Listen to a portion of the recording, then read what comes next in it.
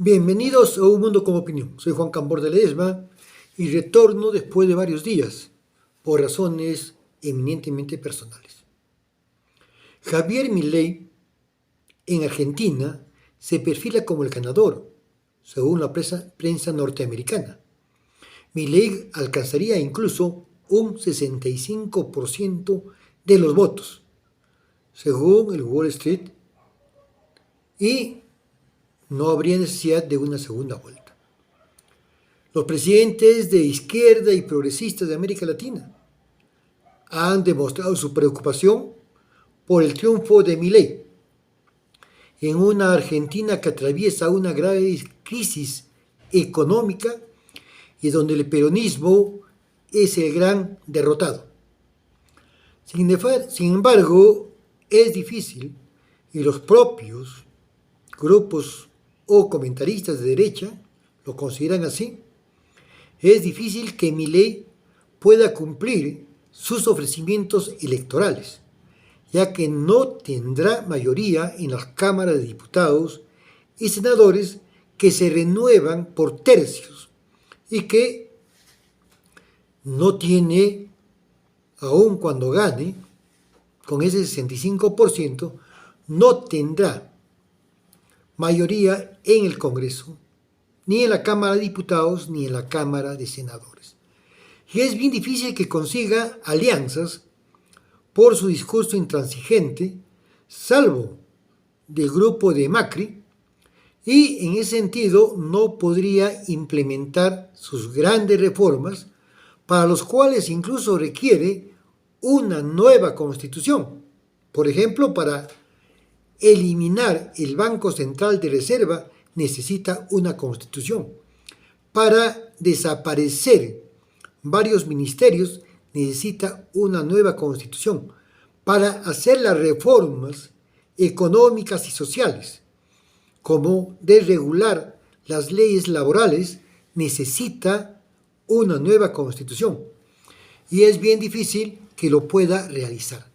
La única forma, el único camino que tendría sería un autogolpe, al igual que Fujimori, un autogolpe en Argentina, y deberá contar con el apoyo del ejército, las Fuerzas Armadas y la policía gaucha. Después de su experiencia que han tenido en las dos últimas décadas, entre el 76 y el 83 en Argentina, los militares tendrán interés en participar nuevamente en una aventura golpista. Habrá que esperar cómo se desarrolla el proceso en Argentina. Un golpe, una dictadura militar y nuevamente retornar a un cono sur de dictaduras militares es lo menos que queremos para América del Sur. En elecciones en Ecuador la cosa fue al revés. La candidata de Revolución Ciudadana, el partido fundado por Rafael Correa, que ha dividido a Ecuador entre correístas y anticorreístas, ganó en la primera vuelta. No obtuvo el 40% de los votos ni una mayoría de 10 puntos sobre su seguidor. Obtuvo 33% de los votos y Daniel Noboa, el seguidor de la Alianza Democrática Nacional, un partido de derecha que representa a la oligarquía ecuatoriana y a los sectores empresariales y financieros, solo obtuvo el 24%. Nuevamente, como en las elecciones pasadas, el partido de Rafael Correa volverá a enfrentarse a la dictadura. En las anteriores ganó el correísmo con Lenín Moreno, que era su vicepresidente, pero lo primero que hizo Moreno fue desarmar todas las reformas que hizo Rafael Correa. Incluso abrir las puertas para que lo investiguen por corrupción, lo declaren reo contumax y Correa está asilado en Bélgica. En el segundo proceso, Lazo, donde ganó Lazo, bueno, el grupo Pachacuti, que supuestamente representa a las poblaciones originarias de Ecuador, votó a favor de Lazo. Es decir, se unieron con los sectores que siempre han sido contrarios a las reivindicaciones de los pueblos indígenas de Ecuador. ¿Cómo se comportarán ahora estos sectores? Esa es la interrogante. Pese a haber ganado en la primera vuelta el correísmo, el Partido de Revolución Ciudadana, con Luisa González, ¿se volverá nuevamente a unir toda la derecha contra Correa? Porque Ecuador se ha dividido entre correístas y anticorreístas. Vamos a esperar qué sucede en un país que atraviesa una crisis de seguridad ciudadana, una crisis de corrupción, una crisis donde los grupos mafiosos han capturado el poder, no solo de político, sino económico, incluso hasta policial y judicial. Los carteles de la droga y de la trata de personas están presentes y el sicariato es una arma utilizada para eliminar contendientes.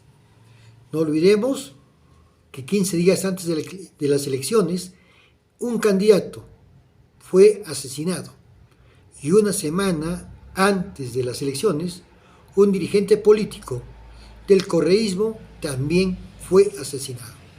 Así, irán a una segunda vuelta en Ecuador. Y para finalizar, en Guatemala vuelve los Arévalo. Y habla de decir que vuelven los Arévalo, que retornan los Arévalo, es recordar que el padre de Bernardo Arévalo, el candidato del partido Semilla, que es considerado incluso por la prensa europea como Francia 24 o la BBC de Londres, como un hombre progresista y que es un elemento que va a permitir el retorno a la democracia, a la verdadera democracia de Guatemala, luego de 40 años del conservadurismo. Es hijo de uno de los más claros defensores de la democracia en Guatemala en el siglo XX. Su padre, a mediados del siglo XX, fue elegido presidente de Guatemala. Nos referimos a Juan José Arévalo Bermejo, quien gobernó entre 1945 y 1951 y realizó importantes reformas en Guatemala. Él tuvo que enfrentarse hasta 30 golpes de Estado y varios atentados.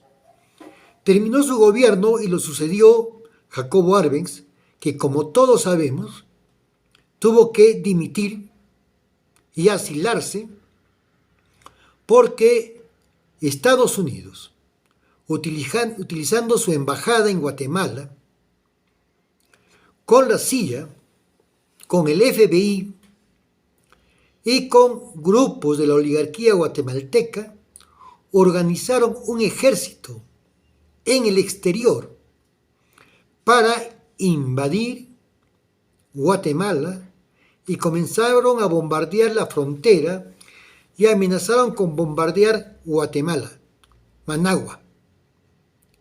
Y tuvo que asilarse Arbenz y salir de su país. Y una dictadura militar se impuso y desarmó todas las reformas que hicieron Arévalo y Arbenz, le devolvieron todas las tierras a la United Fruits y, como sabemos, se inició una guerra civil muy larga, en la que jugaron un rol importante los pueblos originarios, los pueblos descendientes de los mayas. Hubieron crímenes de lesa humanidad y al final se pacificó Guatemala hace 40 años, pero el conservadurismo tomó el poder porque asumieron y comenzaron a controlar a través de la religión amplios sectores de la población rural. Pero esta vez, con el voto de la población urbana y especialmente de la juventud guatemalteca, Bernardo Arévalo de León, hijo de Juan José Arévalo Bermedo, vuelve a gobernar a través de su partido Semilla, un hombre que se declara en principio socialista, pero que cree que la libertad y la democracia son valores incuestionables en una democracia y en una sociedad civilizada. Bien por Guatemala, los mejores augurios para el gobierno de Bernardo Arévalo, el flamante presidente electo de Guatemala. Eso es todo por hoy. Por ahora no nos metemos a ver qué pasa en África ni en Europa, en la Eurasia. Preferimos hablar de nuestro continente, nuestra querida América Latina, nuestra patria grande como soñó Bolívar y como soñaron nuestros libertadores, que no pensaron sino en una independencia de todos del dominio colonial español.